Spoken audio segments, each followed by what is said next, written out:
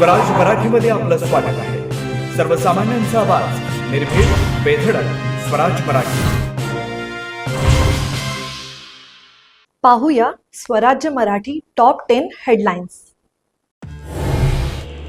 महाराष्ट्रामध्ये आजपासून ते 7 जुलै दरम्यान पावसाचा जोर वाढणार। मुंबईसाठी उद्याचा शनिवार रेड अलर्टचा। अतिमुसळधार पावसाची शक्यता। ठाणे, पालघर, रायगड, सातारला रेड अलर्ट। रायगडसह राज्यात ठिकठिकाणी पावसाचा जोर वाढला। नद्यांच्या पाणी पातळीमध्ये वाढ। वर्ध्यातल्या देवळीमध्ये पूल वाहून गेला, नागरिकांची गैरसोय। मीरा भाईंदर मधल्या राई गावात नारळाचं झाड कोसळल्यानं माजी महापौरांच्या मुलाचा मृत्यू। राज्यात ठिकठिकाणी झाड कोसळण्याच्या घटना। पालिकेच्या ढिसाळ कारभारावर टीकेचे झोड।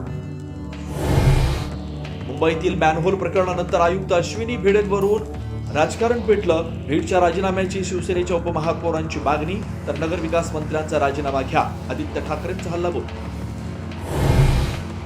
अयोध्या राम मंदिर प्रकरणातल्या धानपेटीत चोरी प्रकरणी ठाकरेचा रविवारी मुंबईत रामरक्षा आंदोलन।